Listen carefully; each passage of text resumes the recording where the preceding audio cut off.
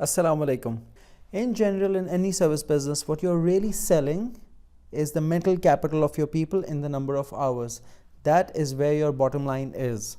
And so the fifth and the final rule of excellent customer retention is eye on the bottom line.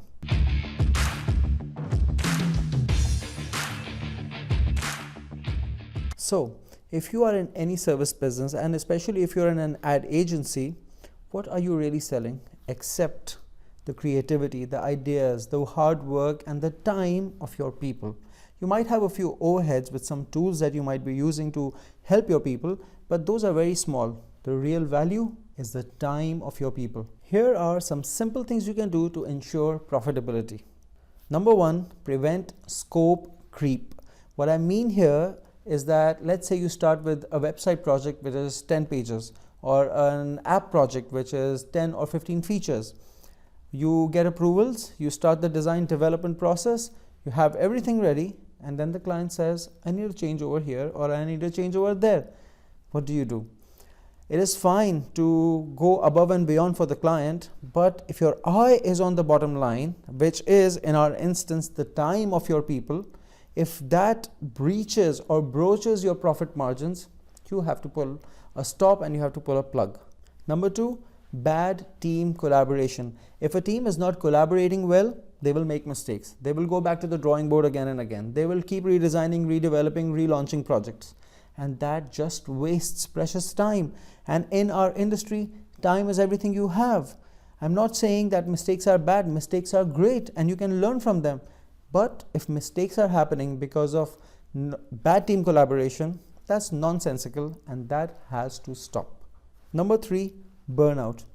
You know, in our sad, sickly, capitalistic world, what happens is that overwork and out of office hours are really appreciated, but not by money. They're appreciated with a pat on the back. And what happens is that the people who care, the people who work hard, and the people who stay late eventually burn out and leave. And the cost of replacing them, the cost of finding a gem like them is just so huge that you should not be going that route at all. Number four, freeloaders. I know that some of your team is great. They work hard, they are really intelligent and bring their whole self to bear on the work environment. But there are others who are absent, who get sick on a long weekend, who are not giving their full commitment to the job, and who are just not taking enough responsibility. Every single one of these things, if you let go, pile up hours, and hours is all you have. Here were just 4 simple things you can do to improve profitability. There are many more, but you should be thinking at this point, what does all of this have to do with client retention? Let me explain that to you. Well, what happens is that when you have your eye on the bottom line, you go back to the client on the negotiating table over and over again. That shows the client that you are coming from a higher management caliber and they respect you.